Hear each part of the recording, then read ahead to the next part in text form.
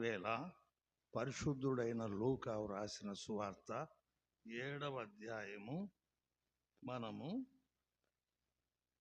11వ వచనం నుంచి కొన్ని వచనాలు మనము చదువుకుందాం. లూకా సువార్త 7వ అధ్యాయం 11వ వచనం నుంచి కొన్ని వచనాలు మనము చదువుకుందాం. వినపడలేదా? వెంటనే ఆయన నాయనను ఒక ఊరికి వెళ్ళుచుండగా ఆయన శిష్యులు బహుజన సమూహంలో ఆయనతో కూడా వెలుచుండరి. ఆయన ఆ ఊరి గవిని యొద్దకు వచ్చినప్పుడు చనిపోయిన ఒకడు వెలుపలికి మోసుకొని పోబడుచుండెను. అతని తల్లికి అతడొక్కడే కుమారుడు, ఆమె విధవరాలు. ఆ ఊరి జనులు అనేకులు ఆమెతో కూడా ఉండిరి.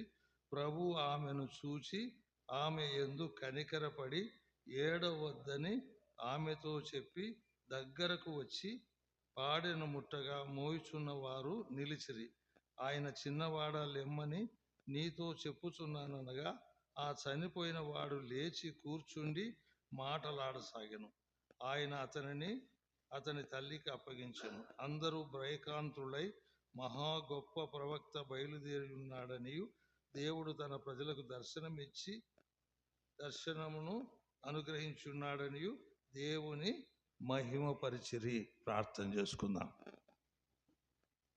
ప్రేమ గల తండ్రి, జీవం గల నాయన, ఈ రాత్రి వేళ సమాజంగా కూడుకొని మీ నామ సంకీర్తనము చేయుటకు నీ మట్టి బూరగా వాడబడే కృప యేసు ప్రభులో మాకు ఇచ్చినందుకై స్తోత్రములు స్తుతులు కృతజ్ఞతాస్తుతులు చెల్లించుకుంటున్నాం తండ్రి.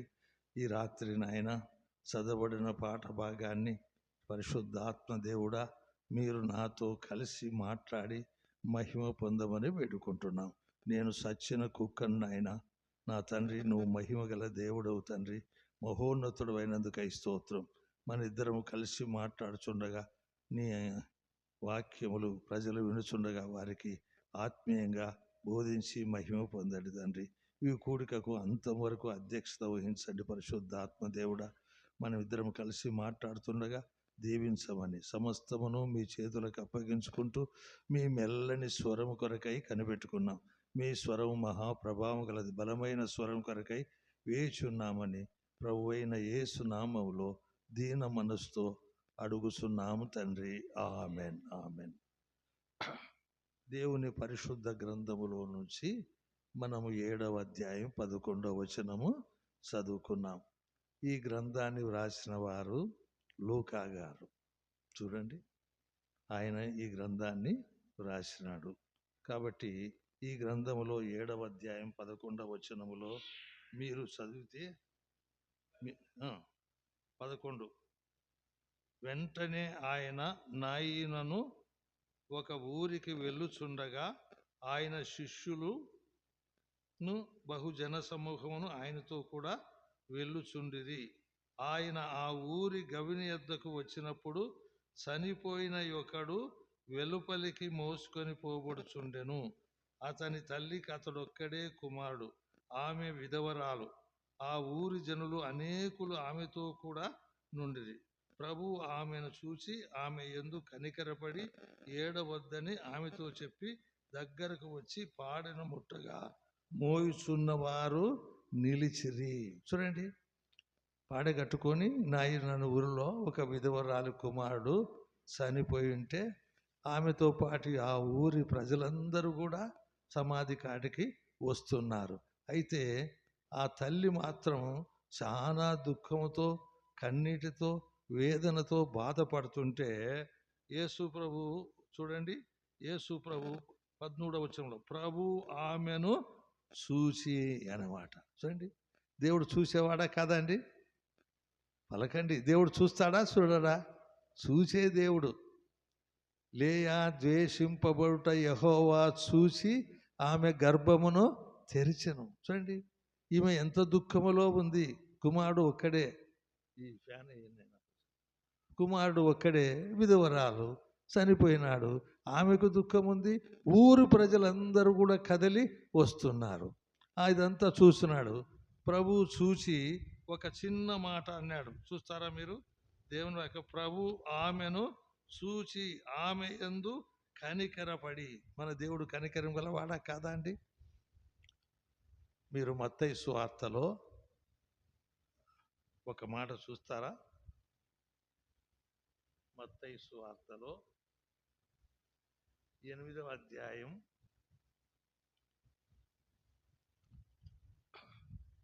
1వ వచనంలో మనం చూద్దాం.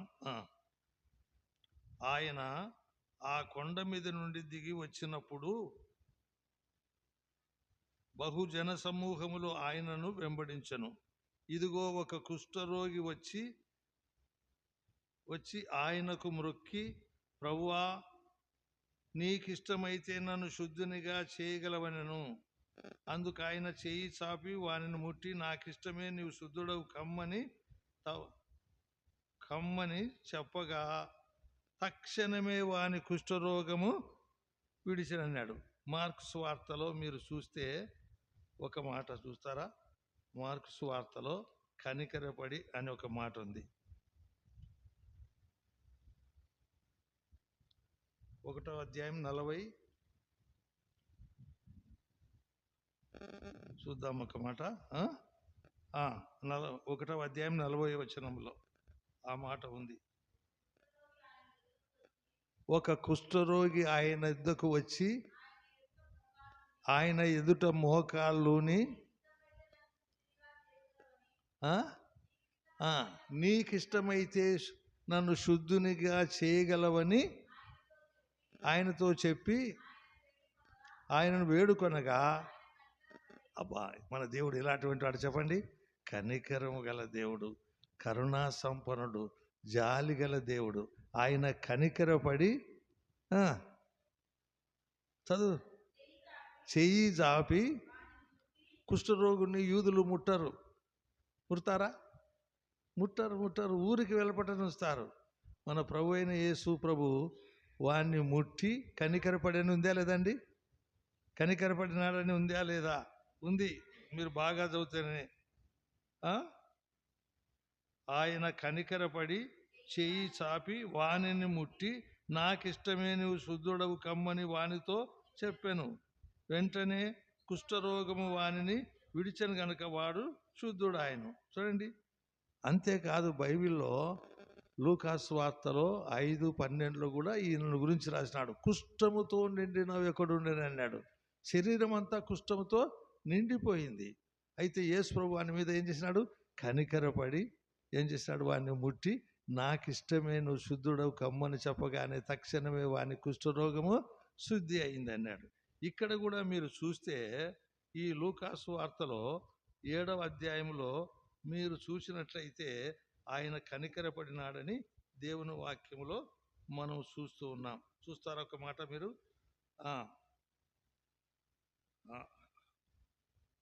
13వ వచనం, 7వ అధ్యాయం 13వ వచనం. ప్రభు ఆమెను చూచి ఆమె యందు కనికర, అంటే ఎంత ఏడుస్తుందో, ఎంత దుఃఖంతో ఉందో. ఒక్కడే కొడుకు, విధవరాలు అయింది. చూడండి, చాలా కష్టంగా ఉంది. ఆమె ఎందుకు ఏమంటాడు? ఆమె యందు ప్రభు ఆమెను చూచి ఆమె యందు కనికరపడి ఏడవద్దని ఆమెతో చెప్పి దగ్గరకు వచ్చి పాడెను ముట్టగా మోయుచున్నవారు నిలిచిరి. ఆయన చిన్నవాడా, లెమ్మని నీతో చెప్పుచున్నానుగా. ఆ చనిపోయిన వాడు, చూడండి, చనిపోయిన వాళ్ళు మంచం మీద పండుకుంటారా? పండుకోరా? లేదంటే కింద పెట్టినా పండుకుంటారా లేదా? చనిపోయిన వాడిని దేవుడు ఏం చేసినాడు? లేపినాడు. లేపిన వెంటనే ఏం జరిగిందో చూడండి. చనిపోయిన వాడు లేచి కూర్చుండి మాటలాడసాగెను. దేవునికి స్తోత్రం. అంటే యేసు ప్రభు చనిపోయినా బ్రతికిస్తాడా? బ్రతికిస్తాడా? పలకరుసుడు మీరు. చనిపోయినా కూడా బ్రతికిస్తాడా? బ్రతికిస్తాడా? లాజరు చనిపోయినప్పుడు యోహాను సువార్త 11వ అధ్యాయంలో లాజరు చనిపోయినాడా లేదా? చనిపోయినాడు. ఎన్ని రోజులైంది? అప్పటికి 4 దినాలైంది. ఆయన ఏమంటున్నాడు? సమాధి దగ్గరికి పోదామంటే మార్తమ్మ ఏమంటుంది? ఇప్పటికి వాసన పడుతుంటాడు ప్రభువా అనింది. అయినా కానీ ఓర్చుకున్నాడా లేదా? ఓర్చుకొని సమాధి దగ్గరికి పోయినాడు. సమాధి దగ్గరికి పోయి ఏమి తీయమన్నాడు? రాయి తీయమన్నాడు. అది మనుషులతో అయ్యే పని. చూసినారా? రాయి తీసినారు. తీసిన తర్వాత లాజరు బయటికి రమ్మని బిగ్గరగా అరిచాను. అరిచినాడా లేదండి? వేసినాడు కేక. వేస్తానే లాజరు సమాధిలో నుండి బయటకు వచ్చినాడా లేదా? పలకండి, ఏం పోదు మీ సొమ్ము. వచ్చినాడు. అందరికి ఆశ్చర్యమే కాదా? కుళ్ళిపోయిన మనిషి కూడా బయటికి తెచ్చినాడని అందరికీ సంతోషం అయిపోయింది. కాబట్టి దేవునికి అసాధ్యం అంటూ ఏదన్నా ఉందా? చెప్పండి.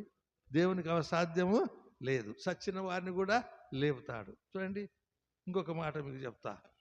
32వ గ్రంథం ద్వితీయోపదేశ కాండం 39వ వచనములో కూడా ఆ మాట వ్రాసినాడు. చూస్తారా ఒక మాట? ద్వితీయోపదేశ కాండం 32వ అధ్యాయం 39వ వచనములో దేవుడు అక్కడ రాయించినాడు. ద్వితీయోపదేశ కాండం 32, 39. ఆయన యేసుప్రభు దేవుడు చెప్తున్నాడు, యెహోవా దేవుడు, నేనే దేవుడను, నేను తప్ప వేరొక దేవుడు లేడు. సూర్యుడు ఒక్కడా కాదా? సూర్యుడు ఒక్కడా కాదా? చెప్పండి. చంద్రుడు కూడా ఒక్కడా కాదా అంటున్నాడు. నేనే దేవుడు, నేను తప్ప వేరొక దేవుడు లేడు. మృతి అంటే చనిపోతున్న వారిని ఏం చేస్తాడు? మృతి చెందుతున్న వారిని ఏమో సరిగ్గా చదువు. మృతి పొందించువాడను నేనే, బ్రతికించువాడను నేనే, గాయము చేయువాడను నేనే, గాయము కట్టువాడను నేనే. నీ దేవుడు చిన్నోడు అనుకుంటున్నావు కదా? ఆయన చిన్నవాడు కాదండి. గర్భం తెరిచేవాడు, గర్భం నుండి తీసేవాడు కూడా ఆయనే. చూసినారా? మృతి నందించువాడను నేనే, బ్రతికించువాడను నేనే, గాయం చేయువాడను నేనే, గాయం కట్టువాడను కూడా నేనే. యోబు గ్రంథములో 5వ అధ్యాయం 18వ వచనం మీరు చదవగలిగితే అక్కడ కూడా ఒక మాట ఉంది. చూస్తారా? ఆలోచన చేయండి కొంచెం. యోబు గ్రంథం 5:18 చూస్తారా? ఆయన గాయపరిచి గాయమును ఆయన గాయపరుస్తాడు. మళ్ళీ ఏం చేస్తాడు? గాయాన్ని కట్టును. ఆయన గాయము చేయును, ఆయన చేతులే స్వస్థత పరచును. చూడండి ఎంత మంచి దేవుడు మన దేవుడు. ఆలోచన చేసినారా ఎప్పుడన్నా? మరి ఈ లూకాసు వార్తలో మనం చూసినట్లయితే ప్రభు ఆమెను చూచి ఆమె యందు కనికరపడి ఏడవద్దని ఆమెతో చెప్పి దగ్గరకు వచ్చి పాడెను ముట్టగా మోయుచున్నవారు నిలిచిరి. ఆయన చిన్నవాడా లెమ్మని నీతో చెప్పుచున్నానగా ఆ చనిపోయిన వాడు లేచినాడు. కూర్చుంటున్నాడా లేదా? లేచినాక కూర్చున్నాడా లేదా? చెప్పండి. బాగా ఆలోచన చేయండి. లేమంటే లేచినాడు. లేచి కూర్చుండి మాటలాడ సాగాను. దేవునికి స్తోత్రం అండి. ఈ 3 జరగాల. పండుకున్నవాడు లేచినాడు. లేచినాడా లేదండి? ఉందా లేదా అక్కడ? లేచి కూర్చుండి మాటలాడసాగెను. దేవునికి స్తోత్రం కలుగును గాక. మహిమగల దేవుడా కాదండి? బ్రతికించే దేవుడా కాదండి? మృతులను ఏం చేస్తాడు? బ్రతికిస్తాడు. ఈ మాట మనం చూద్దాం. మనం ఒక మాట దీర్ఘంగా ఆలోచన చేస్తే దీంట్లో ఒక మర్మం ఉంది. ఎఫ్సి పత్రికలో 2వ అధ్యాయం 5వ వచనములో మీరు చూస్తే ఒక మాట ఉంది. చూడండి. ఎఫ్సి పత్రిక 2వ అధ్యాయం. అయినను దేవుడు కరుణా సంపన్నుడై ఉండి, దేవుడు కరుణా సంపన్నుడా కాదా? కనికరం గల దేవుడా కాదా? దయగల దేవుడా కాదండి? ఆయన కరుణా సంపన్నుడై ఉండి మనము అపరాధముల చేతను మన అపరాధముల చేతను సచ్చిన వారమై ఉన్నప్పుడు సైతము మన ఎడల చూపిన తన మహాప్రేమ చేత మనలను క్రీస్తుతో కూడా బ్రతికించెను.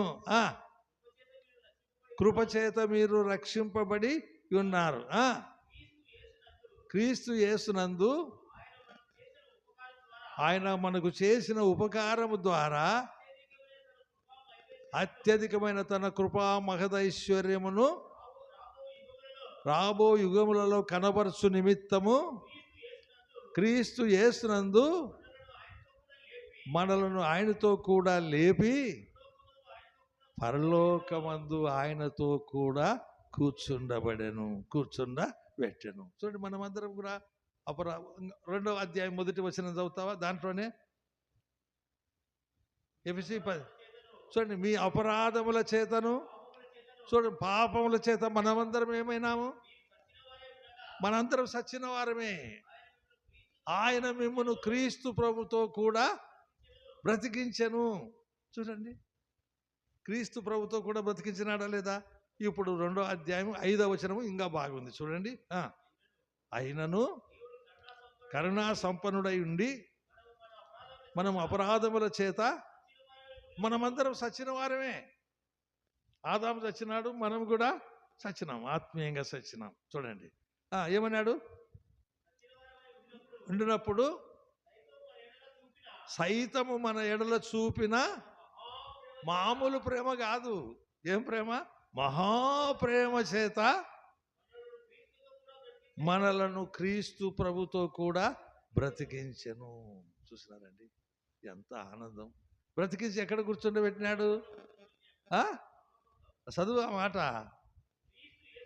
క్రీస్తు యేసునందు ఆయనతో కూడా లేపి పరలోకమందు కూర్చుండబెట్టెను. నాయను గ్రామంలో ఉన్న విధవరాలి కుమారుని బ్రతికించినాడండి, బ్రతికించినాడు. లేచినాడా? లేచి కూర్చున్నాడా? 3వది మాట్లాడసాగినాడు. ఈ మాటలు జ్ఞాపకం పెట్టుకోలే. నీవు నేను కూడా రక్షించబడినాం. మనమందరం అపరాధముల చేత పాపముల చేత చచ్చిన వారమై ఉండగా మనల్ని క్రీస్తుతో కూడా బ్రతికించనుంది కదా, ఉంది. సరే, మనమంతా బ్రతికిన వారం. ఇప్పుడు ప్రభుని నమ్ముకునే బిడ్డలందరూ బ్రతికిన వారు. ఈ బ్రతికిన వారు ఏం చేయాలా? లేయాలా లేదా?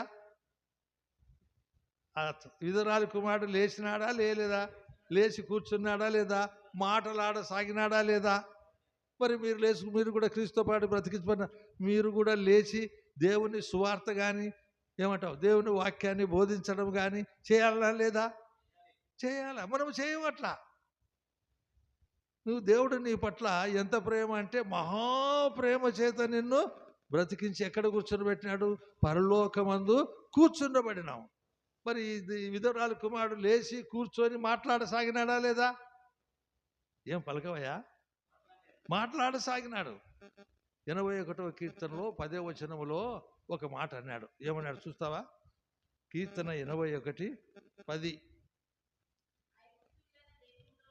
ఐగుప్తు దేశములో నుండి నిన్ను రప్పించిన నీ దేవుడైన యెహోవా నేనే.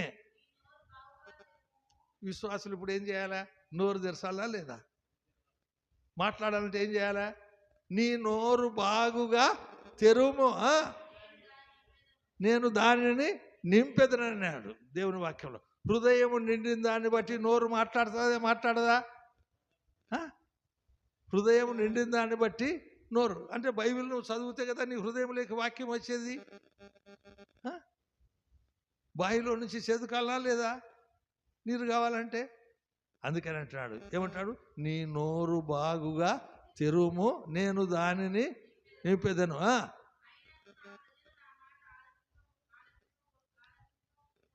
నేను నింపెదనని మాట ఉందా లేదా?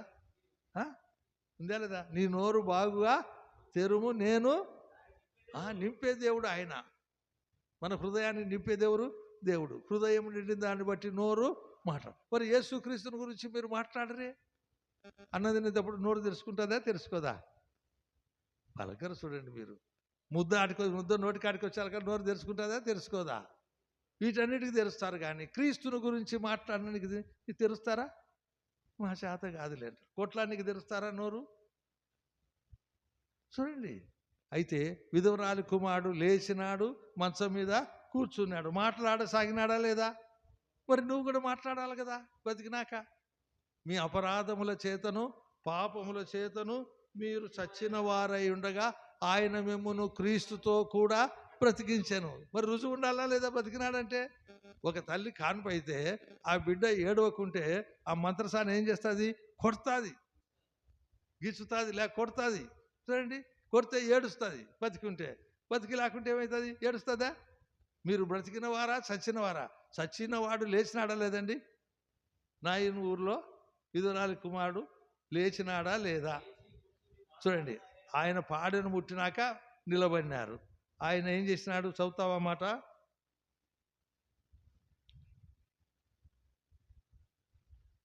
ప్రభువు ఆమెను చూచి ఆమె యందు కనికరపడి ఏడవద్దని ఆమెతో చెప్పి దగ్గరకు వచ్చి పాడెను ముట్టగా మోయిచున్నవారు నిలిచిరి. ఆయన చిన్నవాడా?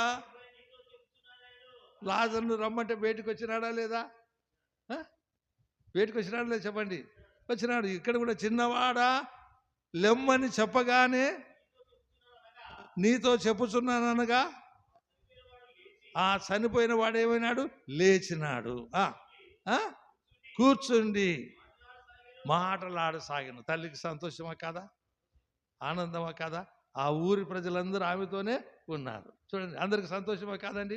అపోస్తలుల కార్యములో 3వ అధ్యాయం 1వ వచనములో మీరు చూస్తే అక్కడ కూడా ఒక వింతైన మాట రాసినాడు. అపోస్తలుల కార్యములు 3వ అధ్యాయం 1వ వచనం. పగలు 3 గంటలకు ప్రార్థనా కాలమున పేతురును యోహానును దేవాలయమునకు ఎక్కి వెలుచుండగా. ఒక విశ్వాసి ఆధ్యాత్మికంగా ఎదగాలి, పైకి రావాలి. ఇప్పుడు పేతురు యోహానులు దేవాలయంలో ఏం చేస్తున్నారు? ఎక్కి వెళ్ళుచుండగా పుట్టినది మొదలుకొని కుంటివాడైన ఒక మనుష్యుడు మోసుకొని పోబడుచుండెను. వాడు దేవాలయంలోనికి వెళ్ళు వారిని భిక్షమడుటకు ప్రతిదినము వారిని శృంగారమను దేవాలయపు ద్వారము యొద్ద ఉంచుచు వచ్చిరి. పేతురు యోహాను వానిని దేవాలయంలో ప్రవేశించబోనప్పుడు ఎవరు చూసినారు చెప్పండి? కుంటోడు చూసినాడా లేదా? పేతురును యోహానును ప్రవేశించబోనప్పుడు వాడు చూచి ఏమడిగినాడు? భిక్షమడిగినాడు. ఏం కావాలా వానికి? వెండన్న కావాలా, ఇది బంగారన్న కావాలి. మరి పేతురు యోహానులు ఏమడుగుతున్నారు చూడు. పేతురును యోహానును వానిని తేరి చూచి మా తట్టు చూడమని. చూడండి, వానికి ఏం కావాలా? డబ్బులు కదా కావాల్సింది. భిక్షగానికి ఏం కావాలా? డబ్బులు కావాలా. బంగారన్న వెండన్న ఒక ముక్క ఇవ్వాలి, అంతే. అయితే పేతురు యోహానులు వాడిని ఏమంటాడు? వాడిని చూచి మా తట్టు చూడమని. తేరి చూడమన్నారా? ఏమన్నాడు? యోహానును వానిని తేరి చూసినారు ముందు. అంటే ఏమి తేరి చూడంటే వానిలో విశ్వాసము ఉందని. తేరి చూసి మా తట్టు కూడా చూడు. మా దగ్గర ఏమి లేవు. తేరి చూసి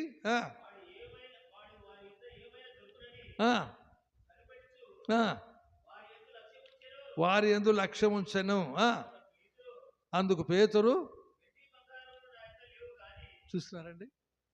పేతురు ఏం చెప్తున్నాడు? వెండి లేదు. వానికి ఏం కావాలా? వెండి కావాలా, బంగారు కావాలి. అయితే వాళ్ళ దగ్గర ఉన్నాయా? లేదు. వెండి బంగారములు మా ఇద్దరు లేవు, కానీ నాకు అంటే చూడండి, పేతురుకు కలిగినది ఏం కలిగి ఉన్నాడు? క్రీస్తు ప్రభువును కలిగి ఉన్నారు, సృష్టికర్తను కలిగి ఉన్నారు, చనిపోతే బ్రతికించేవాడిని కలిగి ఉన్నారు. కుంటివాడిని కాళ్ళు ఇచ్చేది ఎవరు? పేతురా? కాదు, నజరేయుడైన యేసు. మా తట్టు తేరి చూడమని అన్నాడా లేదా? ఏమన్నాయన పలకవు?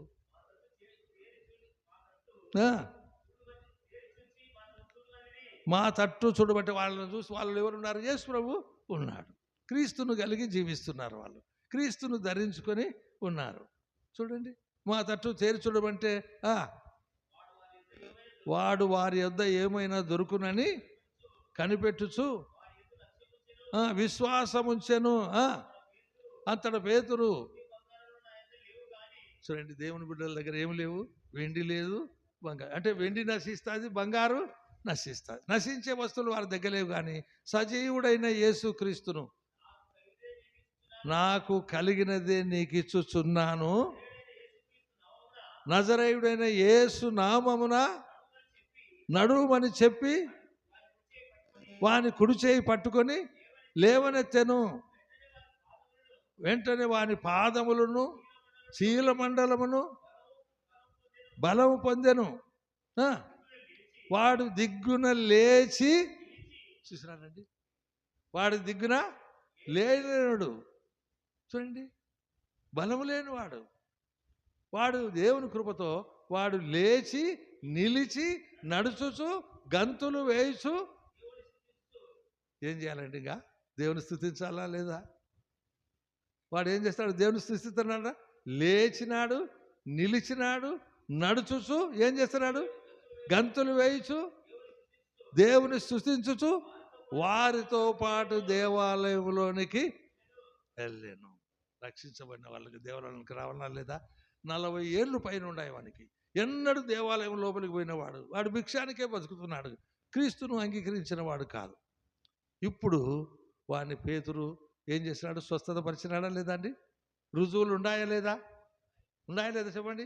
లాజరు బయటికి రమ్మంటే పేత వస్త్రంతో కట్టబడి నడిచేదానికి ఉన్నాయండి, కాళ్ళు కట్టినారా లేదా? లేచి దిగ్గునొచ్చి ఆయన పక్కన నిలబడినాడు. ఆ కట్లు విప్పమంటే విప్పినారు. ఇక్కడ చూడండి ఏమన్నాడు? వాడు దిగ్గున లేచి నిలిచి నడుచుచు గంతులు వేయుచు దేవుని స్తుతించుచు వారితో పాటు దేవాలయంలోనికి వెళ్ళెను.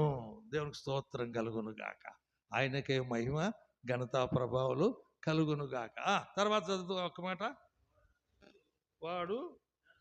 వాడు నడుచుచు, మీ జీవితంలో ఎప్పుడైనా ఒక మేలు జరిగితే దేవుని స్తుతిస్తున్నారా అండి? మనం ప్రభువును స్తుతించాలా లేదా? 147వ కీర్తనలో ఒక మాట ఉంది చూడండి. 147వ కీర్తన ఒక మాట ఉంది, చూస్తావా ఒక మాట? కీర్తన గ్రంథం 147. అంటే నేను పుట్టించిన వాడు, నేను బ్రతికించిన వాడు, గర్భం నుండి బయటికి తెచ్చిన వాడు ఆయనే, గర్భం తెరిచిన వాడు కూడా ఆయనే, రూపురేఖలు ఇచ్చిన వాడు కూడా ఆయనే. నువ్వేం చేయాలా? యెహోవా అంటే ఉన్నవాడు అనువాడు, సైన్యములకు అధిపతి యెహోవాను ఏం చేయాలా? యెహోవాను స్తుతించుడి, యెహోవాను స్తుతించుడి, మన దేవునికి స్తోత్రగానము చేయుడి. మంచిది, అది మనోహరము, అది ఒప్పితము కూడా. స్తోత్రం చేయటం, స్తోత్రాలు చెల్లించరు. చూడండి, ఈ రాత్రి మనం బ్రతుకున్నామంటే దేవునికి స్తోత్రాలు చెల్లించాలా లేదా? ప్రభువా, ఎంతోమంది చనిపోయినారు నాయన, మమ్మల్ని అయితే బ్రతికించినావు తండ్రి, సంఘమునికి నడిపించినావు నాయన, నీకు స్తుతులు స్తోత్రాలు కృతజ్ఞతలు చెల్లించాలా లేదండి? ఈ కుంటోని కాళ్ళు వస్తే ఏం చేసినాడు? అలకర చూడు మీరు ఇంతవరకు.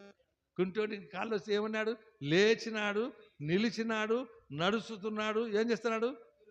గంతులు వేయచు ఏం చేస్తున్నాడు? అదే జీవితంలో ఆ జ్ఞానం కలిగి బతకాలంటాడు. ఈ జ్ఞానం మనకు లేదు. ఈ రాత్రి ఇక్కడ నిలబడినానంటే నేను దేవుని స్తుతించాలా లేదా? ఎంతరో చనిపోయినారా లేదా? పేపర్ చూడండి మీకు ఎట్లుంటుందో, భయంకరంగా ఉంటుంది. కాబట్టి దేవుడు అద్భుతాలు చేస్తాడా చేయడండి? పలకండి, ఏం పోదు మీ సొమ్ము. చచ్చిన వారిని లేపుతాడా లేదా? 4 దినాలు సమాధిలో ఉన్న లేపుతాడా లేపడా? పలకరు చూడండి. ఇంత గొప్ప దేవుడును మనం స్తుతించాలా లేదా? ఇంత గొప్ప దేవుడు చూసి పాడే కట్టుకొని పోతున్నారు. కాల్సనిక బుదవచ్చు, భూస్థాపన చేయవచ్చు, అదేం పెద్ద సమస్య కాదు. అయితే అతని యేసు ప్రభు పాడెను ముట్టి నిలబెట్టినాడా లేదండి? మీరు బాగా చూడండి దేవుని వాక్యంలో. వెలుపలికి మోసుకొని పోబడుచుండెను, అతని తల్లికి అతడొక్కడే కుమారుడు, ఆమె విధవరాలు, ఆ ఊరి జనులు అనేకులు ఆమెతో కూడా ఉండిరి. ప్రభువు ఆమెను చూసి ఆమె యందు కనికరపడి ఏడవద్దని ఆమెతో చెప్పి దగ్గరకు వచ్చి పాడెను ముట్టగా మోయిచున్న వారు నిలిచిరి. ఆయన చిన్నవాడ లెమ్మని నీతో చెప్పుచున్నానగా ఆ చనిపోయిన వాడు లేచి కూర్చుండి మాటలాడసాగాను. ఆయన అతని తల్లికి అప్పగించను. అందుకు భయకాంతులై మనలో గొప్ప ప్రవక్త బయలుదేరి ఉన్నాడనియు దేవుడు తన ప్రజలకు దర్శనమిచ్చి గ్రహించి ఉన్నాడనియు దేవుని మహిమ పరచాల. చూడండి, దేవునికి అసాధ్యాలు ఉన్నాయా? నీ సమస్యలకు అసాధ్యాలు ఉన్నాయా? నువ్వు మోకాలుని విశ్వాసంతో ప్రార్థన చేస్తే నీ మొర వింటాడా వినడా? ఇర్మియా గ్రంథం 33వ అధ్యాయంలో 3వ వచనములో ఒక మాట ఉంది. నీవు నాకు మొరపెట్టుము, నీవు గ్రహింపలేని గొప్ప సంగతులను, గూఢమైన అంశములను నేను నీకు తెలియజేసేదను. నేను నీకు అయిపోయింది కదా. కాబట్టి దేవుడు ప్రార్థన వింటాడా వినడా? వింటాడు. నాతో మాట్లాడు, నేను నీతో మాట్లాడతా, నీ అక్కర్లన్నీ తీరుస్తా అన్నాడా లేదా? అడుగు వాటికంటే, ఊహించు వాటికంటే అత్యధికముగా ఇచ్చే తండ్రి అయి ఉన్నాడు ఆయన. అడగమంటున్నాడు. మీరు నాన్నమ్మ నన్నేమన్నా అడగండి, ఇస్తానన్నాడా? ఈయనన్నాడా? ఇస్తాడండి. కాబట్టి రక్షించబడిన వారు ఎక్కువ దేవుని మీద ఆనుకోవాలి, ఆధారపడాలి, ప్రార్థనకు ఎక్కువ అవకాశము ఇవ్వాలంటాడు. ఇప్పుడు విధవరాలు తల్లికి సంతోషం వచ్చిందే లేదండి? కొడుకు బతికి నాకు సంతోషమే కదా, ఆనందంతో పోయింది. మరి మనమందరం అపరాధముల చేత పాపముల చేత చచ్చిన వారమై ఉండగా ఆయన మిమ్మల్ని క్రీస్తుతో కూడా బ్రతికించినాడంటే లేపినాడు, పరలోకమందు కూర్చుండబెట్టినాడు. ఎంత ధన్యులం మనం! ఆయనకు స్తుతులు చెల్లించాలా లేదా? ఆయన కృతజ్ఞతాస్తులు చెల్లించాలా లేదా? ప్రభువా, చచ్చిన నన్ను బ్రతికించావు, నరకానికి పోకుండా కాపాడినావు, పాతాళములో పట్టుకోకుండా కాపాడినావు, దేవానికి స్తోత్రం అని మనస్సు మనకందరికీ ఉండాలి. దేవుడికి అసాధ్యములు ఏమైనా ఉన్నాయండి? లేవు. దేవునికి సమస్తము సాధ్యం. నమ్ముట నీ వలనైతే నమ్మువానికి సమస్తము సాధ్యమని బైబిల్లో దేవుడు వ్రాయించాడు. మనమందరము దేవునికి ఏం చెల్లించాలా? కృతజ్ఞతాస్తుతులు చెల్లించాలని యేసు ప్రభు నామములో మీకు మనవి చేసుకుంటున్నాను. దేవుడు ఈ మాటలను దీవించునుగాక. చిన్న ప్రార్థన. ప్రియమైన పరిశుద్ధాత్మ దేవుడా, ఈ చచ్చిన కుక్కతో నాయన మీరు నాతో కలిసి మాట్లాడినందుకై స్తోత్రం. నాయన నీవు బిడ్డలకు మేలు చేసినందుకై స్తోత్రం. మా రక్షకుడు బ్రతికించడమే కాదు, పరలోకములో కూర్చుండబెట్టే దేవుడు, మా దోషములన్నీ క్షమించేవాడు, చనిపోయిన వారిని కూడా బ్రతికించే దేవుడని మా కొరకు రాసినందుకై స్తోత్రం. నువ్వు కరుణా సంపన్నుడు అయినందుకై స్తోత్రములు తండ్రి. స్తోత్రములు ఆయన. వచ్చిన బిడ్డలందరినీ దీవించండి, ఆత్మీయంగా పెంచండి, పెద్దవారిగా చేయండి. ప్రతి విషయంలో కృతజ్ఞతాస్తులు చెల్లించేది నేర్పించండి. దేవుణ్ణి గణపరిచే భాగ్యం మాకందరికీ దయచేయాలని ఈ కుటుంబాలన్నిటికీ శుభమని చెప్తూ యేసు ప్రభు నామంలో దీన మనస్సుతో అడుగుచున్నాం తండ్రి, ఆమెన్. తండ్రి యొక్క ప్రేమయు, కుమారుడైన యేసు క్రీస్తు ప్రభు యొక్క కృపయు, పరిశుద్ధాత్మ దేవుని యొక్క అన్యోన్య సహవాసం నీ బిడ్డలతోనూ మాతోనూ సదాకాలం తోడై ఉండును గాక. Amen, amen, amen.